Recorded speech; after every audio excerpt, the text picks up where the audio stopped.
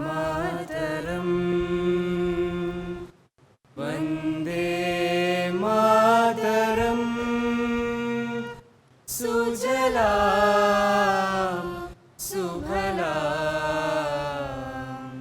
मलयज शीतलां सस्यश्यामला मातरं वन्दे मातरम् शुभ्रज्योत्स्ना पुलकितयामिनी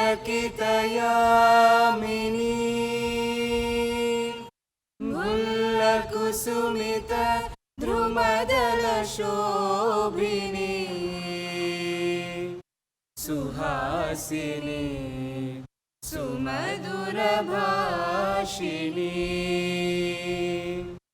सुखदां वरदां मातरं Vande Mataram Vande Mataram.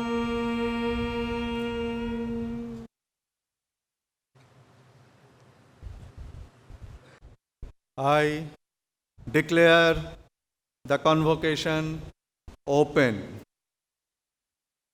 Most respected chief guest of the prestigious 15th convocation of the National Institute of Technology, Calicut, Dr. Chris Gopalakrishnan, Padma Bhushan, distinguished members of the Board of Governors and venerable members of the Senate, esteemed invitees, the most essential part of this august gathering, that is our students, who have successfully completed their studies and are going to be presented with the degrees in this convocation.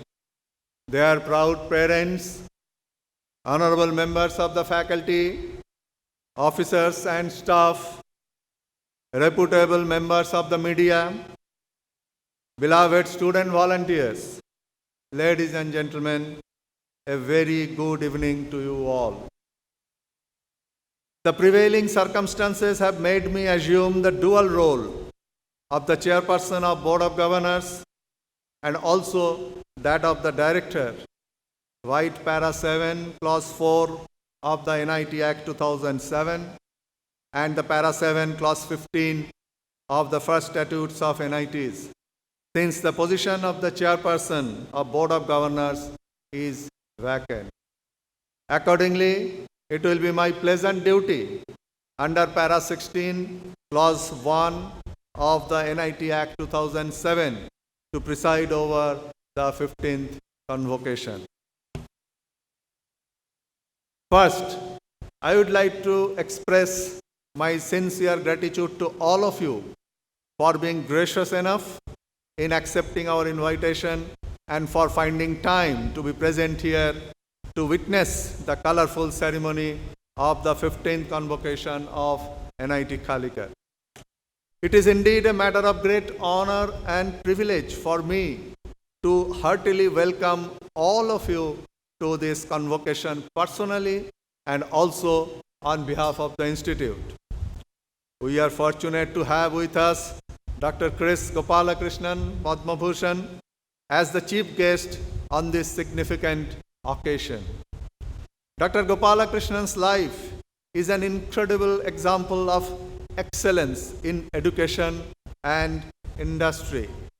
He has carved a niche in the global IT arena by his constant endeavor in achieving greater heights and has become a role model for all of us to emulate. We shall look forward to his convocation address and shall draw inspiration by listening to his words of wisdom. I consider that it is my solemn duty to introduce the chief guest to this august audience. Ladies and gentlemen, Dr. Chris Gopalakrishnan, Padma Bhushan, began his career as a software engineer in 1979. Thereafter, his life has been very successful and fruitful in many respects. Presently, he is the chairman of a value proposition called Axilor Ventures, which is aiming at strengthening the startup ecosystem in India by helping the Indian youth through investments in the new ventures. Dr. Gopalakrishnan is globally known and acclaimed for his contributions in building one of the world's best success stories in the IT industry, that is the Infosys Limited, for which he was the co-founder. Dr. Gopalakrishnan has served Infosys in many capacities like Chief Executive Officer, Managing Director, Vice Chairman, and so on over the years. Life of a highly distinguished personality like Dr. Gopalakrishnan is always very motivating for anyone who wants to know the secret of success in life.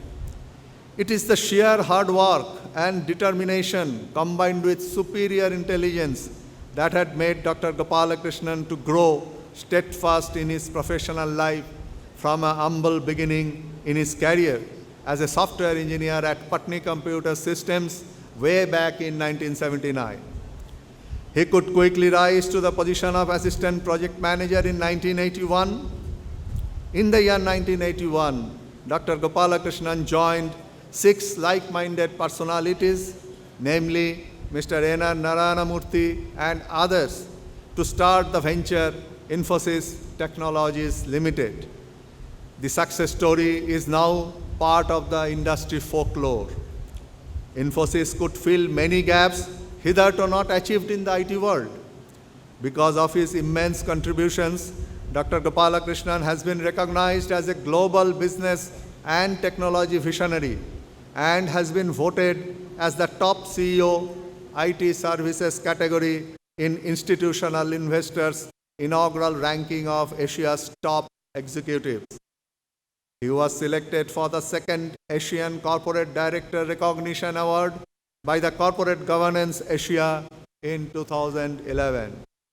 During 2013-14, Dr. Gopalakrishnan was elected as the President of Confederation of Indian Industry, CII, which is India's apex industry chamber. He served as one of the co-chairs of the World Economic Forum in Davos in January 2014. Since his retirement, Dr. Gopalakrishnan has personally invested in 65 startups through his business incubator, named as Axilor Ventures, and the 10 venture funds. As recognition of the special contributions made by him, the University of Kerala has recently conferred him with an honorary doctorate.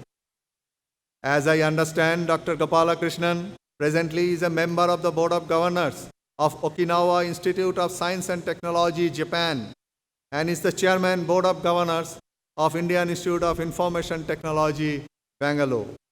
He is the Chairman of the Vision Group on Information Technology of Government of Karnataka and the Chairman of CII Startup Council. He is a trustee of the Infosys Science Foundation and member of many of the world's top professional societies, as well as the chief mentor of Kerala Startup Village. He is closely associated with Indian Institute of Science, Bangalore, IIT Madras, and has contributed significantly towards research, particularly in neurocomputing and data science. There are many points that I can bring up here about our chief guest. But due to paucity of time and also putting faith on the internet to elucidate more on the contributions of Dr. Gopalakrishnan, I cut short my introduction here. I must add here that it is indeed a matter of pride for us that Dr. Gopalakrishnan has accepted our invitation and agreed to grace us on this occasion with his benevolence and inspire us with his convocation address. Sir, we are really moved by your simplicity and unassuming attitude. On behalf of my institute and this esteemed gathering, I wholeheartedly welcome you, sir, to this convocation ceremony. I would also take this opportunity to welcome the distinguished members of the Board of Governors and the Senate to this convocation. I welcome the invitees, members of the faculty, officers, staff, and the students.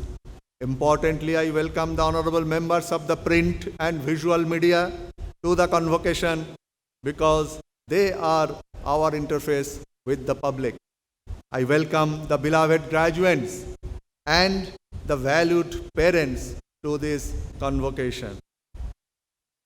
As an institute of national importance, NIT Calicut has the mandate to teach and also to undertake research. Our efforts to contribute to these dimensions of our duty have not been a smooth sail. Instead, the slips and bumps that came during the course of our journey have been attended to with great caution. We sincerely approached our challenges with a strong will. This has become evident in the increase in our national ranking from 50 in NIRF 2018 to 28 in NIRF 2019. This was possible due to strong support that we received from the government, the Board of Governors, students, research scholars, faculty, staff, officers, and the alumni, and also from our peers and well-wishers. While analyzing the parameters of the NIRF ranking, we could find that our attainment in parameters such as teaching, learning, and resources, graduation outcome, and outreach and inclusivity are appreciable. And in the case of two other parameters, the attainment was adequate with ample scope for overall improvement. I am happy to state that the ascent of our research output is positive and many innovations leading to patents and copyrights have come up. In order to maintain our present ranking and to move up in the value chain of institutions of higher ranking, it is evident that we need to stress upon our research activities and innovations along with the teaching, keeping in mind the quality aspect of both. Our aim is to find a footing in global ranking in the years to come. So from a general perspective, I would like to stress on the importance and urgency of concentrating on research, which can enable and facilitate good teaching.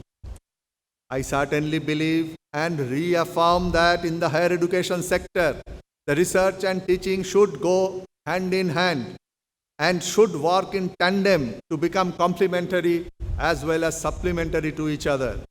I also believe that the output of quality research should be constantly used as input to teaching process so that the student is challenged in the process of learning.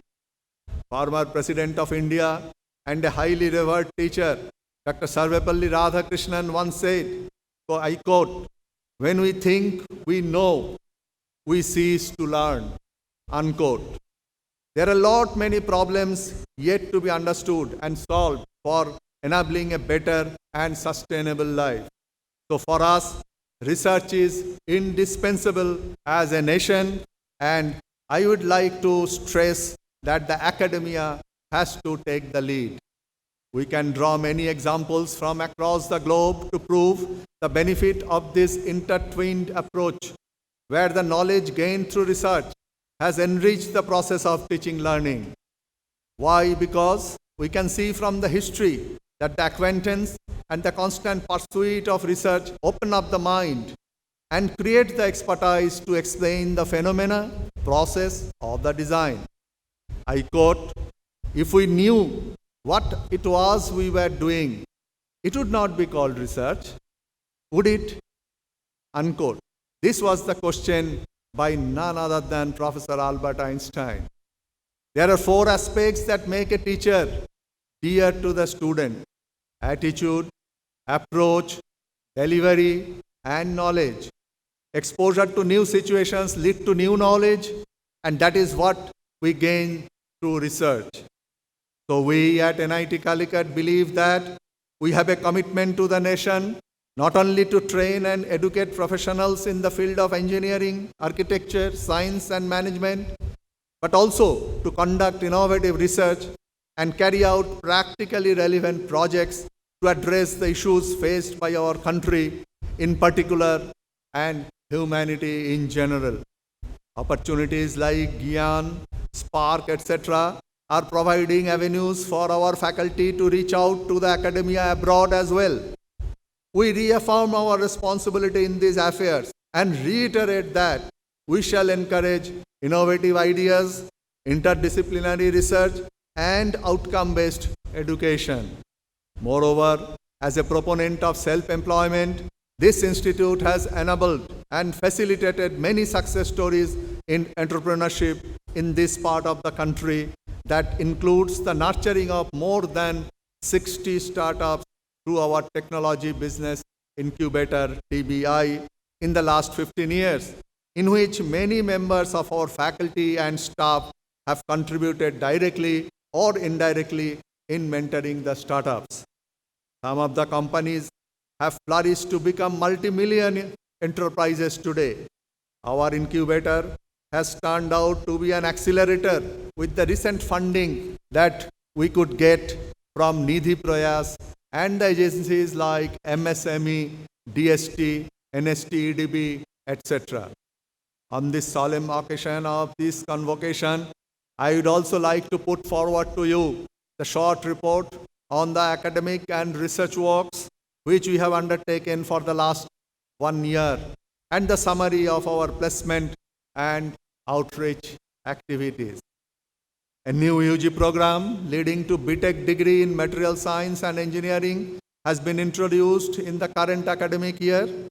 With this, the number of degree programs at the bachelor's and master's levels together has become 41. There was an increase in intake due to the new regulations of the Government of India.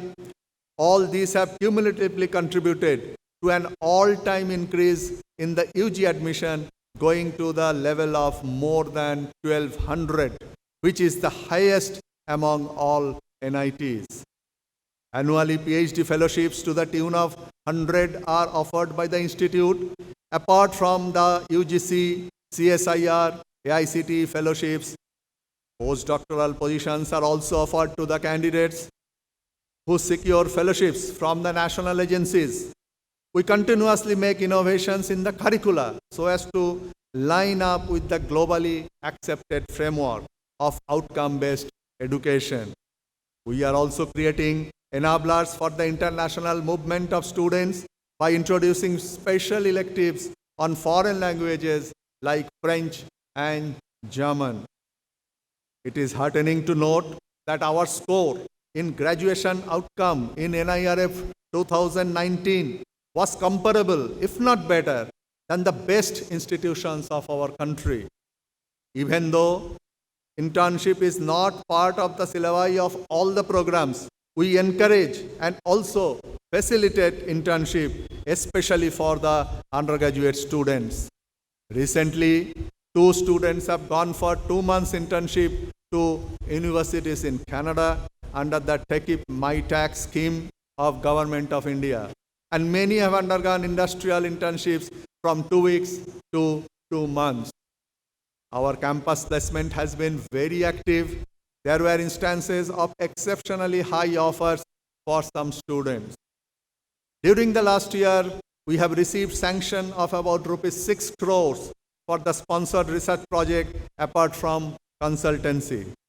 Several organizations are collaborating with our institute for research, testing, and consultancy.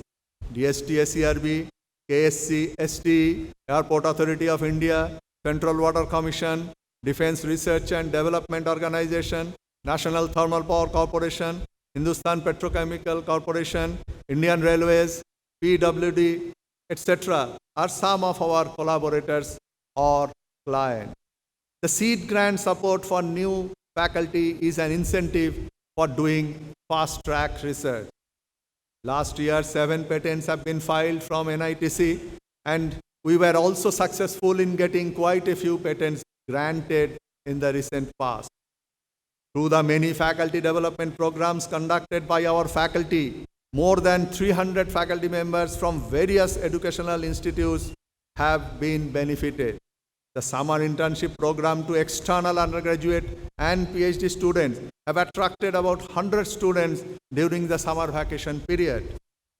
Specific mention is being made about the internship of 22 students from the Government Engineering College, Bharatpur, Rajasthan, under the TechIP twinning program. Several conferences are going to come up on campus shortly with support from various agencies. Industry Institute interaction is facilitated through MOUs. We have signed new MOUs with Robert Bosch, JMR Infotech, Sri Chitra Thirunal Institute of Medical Science and Technology, MVR Cancer Research Center, KEL Limited Kerala, and Southern Railways during the current year. Our institute is a member of the Confederation of Indian Industry and a life member of Institution of Engineers India. Professional bodies like IEEE, CSI, and ISTE are also having vibrant activities on the campus. Student innovations are facilitated through the Innovation and Entrepreneurship Development Cell, which is supported by the Kerala Startup Mission, and the Institute Innovation Council, established by the Ministry of HRD, Government of India. The ecosystem created by our Technology Business Incubator is useful to promote student innovations. The Spurti project of MSME was implemented through TBI, and it has created facilities for value-added coir products from the Malabar region, enabling around 500 grassroots level families. In continuation of the faculty recruitment conducted last year, a new round of faculty selection has been initiated recently. Further recruitment of faculty is expected to be done in a phased manner to absorb best talents from across disciplines and specializations produced by the leading institutions around the globe. We are proud to state that we not only appoint the faculty but also empower them through training and development to pursue research and also to take up consultancy for industries to provide the state-of-the-art solutions. In that direction, I would like to mention that we are in the process of strengthening the research facility by lining up high-end research equipment like transmission electron microscope, NMR spectrometer, X-ray diffractometer, Raman spectrometer, and high-performance computing facility, apart from the numerous ones coming through sponsored research projects. We are sure that these facilities would in turn add value to the students who graduate from this institute. The sports and recreation activities are promoted in our institute so that the students get an enriching experience in the active learning and team spirit on the go. The physical education department of this institute has always been active and keen in shaping and developing the sporting skills of our young talents. In the recent past, we have organized a walkathon as part of Fit India movement. We are going to host the Inter-NIT Sports Tournament for hockey and handball during the current academic year. As part of the Ek Bharat Shrestha Bharat program of Government of India, a cultural exchange program of students and faculty was organized between NIT Hamirpur and NIT Calicut during the month of January 2019. 12 of our students have been shortlisted now for the International Youth Exchange Program of Ministry of Youth Affairs, Government of India during the current academic year. The International Day of Yoga and the Yoga Week organized in the campus witnessed massive participation from the campus community.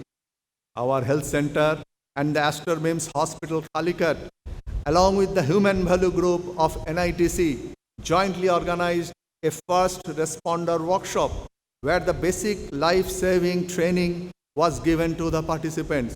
More than 120 participants got basic life-saving certified after the workshop. Our students have participated and bagged prizes in the inter-NIT events held at various NITs as well as other prestigious national level competitions like Smart India Hackathon 2019 and secured national level awards. Our institute also acted as a host to the grand finale of Smart India Hackathon 2019. Our alumni have facilitated a hackathon lasting for 48 hours during October 2018 and was named JMR NIT Hackathon. Large number of students have participated in it, and it was organized by the Computer Science and Engineering Department. Activities under NSS and NCC Naval Unit are providing non-formal avenues for students. In NCC, 30% of the seats are earmarked for the girl students. Student professional organizations like IEEE, CSI, IST, and the Student Affairs Council are very proactive in facilitating the various activities. Annual festivals like Tattva and Ragam have been continuing with great vigor. Our institute take active part in the national flagship programs of Government of India such as Swachh Bharat Abhiyan, Unnat Bharat Abhiyan, Rashtriya Avishkar Abhiyan, etc. Here I would like to place on record the sincere appreciation of our students, research scholars, faculty, staff and alumni for their dedicated work in relief activities following the devastating floods that had occurred this year too. We are very fortunate to have a strong network of alumni spread across the globe. The Office of the Dean, Alumni Affairs and International Relations has begun a distinguished alumni lecture series where alumni of our institute will deliver lectures and interact with the students and faculty members. These lectures and interactions will grow in future, and we are sure that many eminent alumni will be visiting the campus frequently. The institute looks forward to fruitful interactions with the alumni and their handholding in strengthening the academic activities as well as for overall institutional development. To enable this, we have initiated a net-based global linking program in order to consolidate our networking with all the alumni. When we look forward, we may find that there are lots of challenges, and we call upon the students to visualize these challenges as opportunities. To quote Dr. Sarvepalli Radhakrishnan again, quote, "The end product of education should be a free, creative person," unquote. My dear graduates, the graduation is of course a milestone in your life, but graduation is not the end, it is the beginning. The future belongs to those who believe in their dreams and work untiringly and ethically to make them reality. So continue your pursuits, reach greater heights in your profession, and make your alma mater proud of you in the years to come. Going further, I can happily state that as the director of this glorious institute, which has almost 6 decades of steady progress, I have been standing on the shoulders of all concerned who have laid the strong foundation of this institute. I have been keeping this institute close to my heart in my thoughts and deeds. I am sure to state that this institute has the potential to grow in leaps and bounds. For that purpose, we need proactive leadership, proper fund management, and cohesive teamwork, which will empower faculty, staff, and the students in the years to come, and that will in turn facilitate a strong academic and research ecosystem to enable the students and the researchers to place this institute on a globally visible pedestal. Let us all work for reaching this goal. Before I conclude, I would like to mention that in this 15th convocation, a total of 1,568 degrees will be awarded to the graduating students who have become eligible for the degree in the corresponding streams and levels. 47 are B.Arch degrees, 910 are B.Tech, 359 are M.Tech, 10 are M.Plan, 46 are MCA, 51 are MSc, 44 are MBA, and 101 are PhD degrees. Let us join together to wish a bright and rewarding future for all our graduates who will be receiving the degrees in person or in absentia in this 15th convocation. In the end, but not the least, I would like to place on record my sincere gratitude to our visitor, His Excellency, President of India, Sri Ramnath Kovind ji, Honorable HRD Minister, Sri Ramesh Pokhriyal Nishank ji, Honorable HRD Secretary, Sri R. Subramaniam IAS, and the members of the Board of Governors and the Senate for their invaluable support and guidance. I also thank our peers and collaborators for their continuing support. I conclude by placing on record my sincere appreciation of our members of the faculty, officers, staff, and the students for their great help in organizing the 15th convocation in a commemorative manner. I extend my special appreciation for the media who have been giving us a very strong support in bringing our institute into the public domain and also for covering the 15th convocation ceremony. I also take this opportunity to reaffirm our commitment to serve the society. Thank you all. Jai Hind. I would now request the chief guest, Dr. Chris Gopalakrishnan Padma Bhushan, to deliver his convocation address. Dr. Shivaji Chakravarti,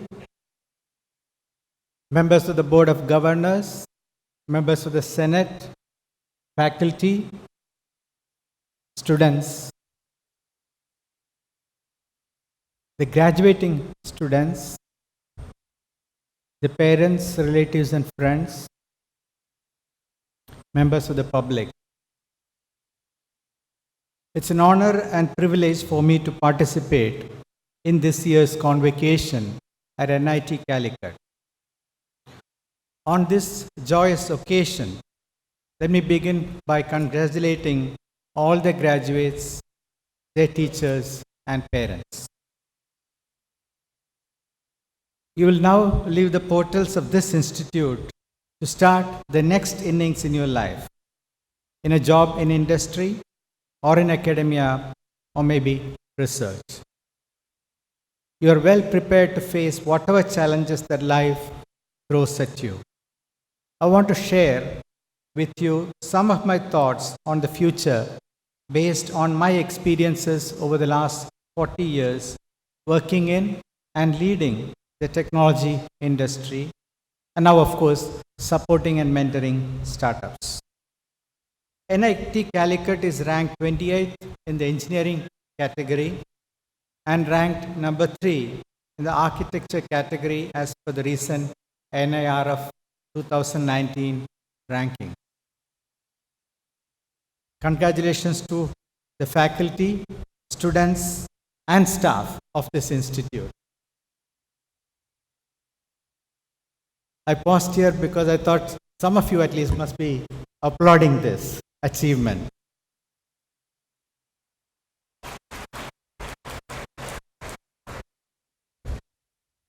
This is an indication that academics at this institute prepares you well to face the future.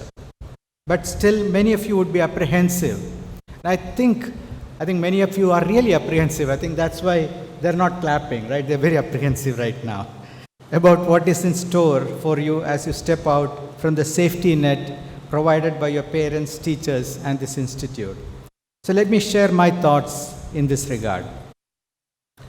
I passed out from IIT Madras in 1979, a long 40 years back. The world and India were different in those days. Today, you may be amazed to know that there was no personal computer, no mobile phone, or internet in those days. I still remember making or receiving calls on the only public phone in hostel that all students needed to share. This would be used only on an emergency. Most communications would happen through snail mail, by letters through the post office. There was no other way. No courier companies in India in those days for domestic mail. If it was there, probably too expensive too. We would get news from newspapers, which would come in the mornings, or from All India Radio or Doordarshan TV. Again, the choices were limited. If you wanted to communicate with friends, you will have to go and meet them face to face. This means that you end up spending lots of quality time with your friends, and these friends end up becoming friends for life. You can buy books, but most of us would use the library to borrow and read books and magazines. In my case, I've always loved books and I have spent long hours in libraries from childhood. Fast forward to today, we live in a world of instant communications to anywhere in the world using our mobile phones and with apps like WhatsApp, Skype, Instagram, TikTok, Facebook, and so on. Even email seems old-fashioned these days. On TV, we get as many channels and choices as we want throughout day and night.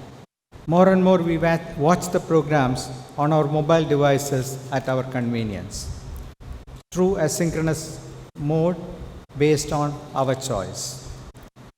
We read books online again using apps.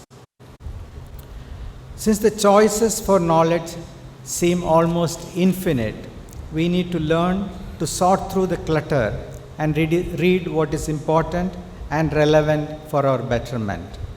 Curation and advice on what sources to follow and read, what sources are reliable, etc., become very important today and more so in the future. Everyone becomes a source of knowledge as well as false knowledge. Internet has all the knowledge that was ever produced, but it also has lots of false information. One needs to know how to sort these and learn to use these effectively. Currently, the rate of new knowledge created is doubling every 2 years. That means that all the knowledge that was created from the beginning of human civilization will double in the next 2 years. And the rate at which knowledge is created is increasing. We are now using artificial intelligence tools to annotate and produce new knowledge. Machines can do this faster and better than humans in certain contexts now, and these will become better in the future. When I was studying computer science, we learned C, PL1, COBOL, Pascal languages. We learned about databases like DB2 and IMS. We learned operating systems like OS 370 and Unix. Probably most of you don't recognize any of these things. It was expected that these will be in use for many years to come. You are today learning languages like Python, PHP, Swift, Ruby, etc. The operating systems that are relevant today are also different: Windows, iOS, Mac OS, etc. Things change very rapidly in the field of computer science, and since computers are used in every other field, you have to revise your knowledge every 3 to 5 years. With Internet of Things proliferating, you will have processors with operating system embedded in all kinds of things, and computing would be everywhere, ubiquitous and invisible computing. With AI and ML, the way we use computers are also changing. Previously, the model of computing that was used was about figuring out the way the problem can be solved. That means you write the algorithm, then convert the algorithm into a computer program and feed this into a computer. The computer follows the program and solves the problem when you give inputs. You are limited to a class of problems for which you already know the algorithms to solve the problems. Can you explain how we recognize faces? Can you write an algorithm for this? These are not solved using traditional models. With AI and ML, you train a computer just like you would train a child. You give the machine as much curated input data as possible based on the context and specify the correct outputs that you're looking for. The computer figures out the algorithm or the program to transform the inputs into the correct answers. Hence, even if we do not know how the inputs are transformed into outputs, we can now use machines for these tasks. For example, computers have become much better than humans in recognizing faces. 97% accuracy, and computers can recognize millions of faces and associate these with names provided these are available a priori. In narrow areas like computation, pattern recognition, sorting large amounts of data, doing repetitive tasks, etc., computers have become or are already becoming better than humans. It's postulated that sometime in the future, computers will become better than humans in many of the tasks that we humans do. This is very much the world that you are going to live in, since we have seen early signs of these situations. More and more of the tasks and jobs that are done by humans can be done better by a computer in the future. In such a scenario, how do you stay relevant? Let me illustrate these by two examples from healthcare. Niramai's AI and ML platform is a low-cost, accurate, automated, portable breast cancer screening tool that can be operated by medical support staff. The core technology is an AI/ML-led diagnostic platform that uses patented thermal image processing and machine learning algorithms for reliable and accurate breast cancer screening. This can be used as a cancer diagnosis test in hospitals and used for regular preventive health checkups and also for large-scale screening in rural and semi-urban areas. So clearly, a lot of things that required an expert is now taken over by the machine. SigTuple is building an AI/ML platform to provide healthcare solutions by detecting different diseases. The platform analyzes medical images and data from peripheral blood smears, urine microscopy, optical coherence tomography scans, and chest X-rays to aid diagnosis. Now, solutions like SigTuples that can aid diagnosis increase the productivity of doctors and translates into more time for doctors to attend the in-need patients. It also reduces the time taken for preparing diagnostic results and provides the ability for stepwise screening of patients to prevent an overload on the existing diagnostic infrastructure in India. Automotive industry is already testing driverless cars and trucks, and these use AI and ML extensively to train the next generation of vehicles. Now, what do these mean for you? Looking back, I was lucky to be at the right place at the right time. Birth to the personal computing, which got introduced in 1978. That's when I entered the computer science field. I was lucky to make my profession in computer science and ride the digital computing wave. Personally and professionally, I benefited enormously from this. I was part of building a computer industry in India and the world, as part of, as was mentioned, the founding team at Infosys. You have to find your wave to ride on. And there are many waves that we can see in the horizon. Technologies that are disrupting the world are many today. 3D printing can disrupt manufacturing and services industries. Autonomous driving can disrupt transportation and logistics industries. IoT and gene editing can disrupt the healthcare industry. New fintech platforms like Aadhaar and UPI are disrupting financial services industry. And AI/ML can add to the disruption of all these industries. If I was asked in 1979 to project forward and imagine the world in 2019, I would not have been able to predict many of the technologies that are being used today. Similarly, it's impossible to predict which of these technologies will have significant impact in our lives in the future and in what time frame. But it's clear that driven by these innovations, the world is changing faster and it will continue to change in your lifetime. Can you drive these changes? Can you take advantage of these disruptions? There is an opportunity in front of each one of you. Quoting the legendary Jedi Master in the movie Star Wars, let the force be with you. Now, how can you ensure that the force is on your side? What are the secrets? So, you need to choose an industry sector that's changing fast to work in. With the pace and quantum of new knowledge that is being created, you need to commit to lifelong learning. With tasks becoming more complex, you need to commit to working in teams and take on leadership roles. You need to leverage technology and tools to complete these complex tasks. You have to master emerging technologies. You need to love, in fact, flourish in solving complex problems that the world still faces. You need to learn to design beautiful and sustainable solutions to solve these complex problems. You need to believe in yourself and that you are on a mission to change the world for better.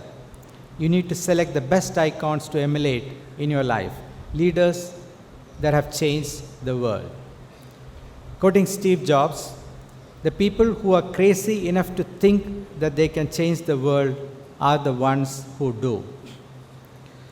Let me end with another great quote from Steve Jobs.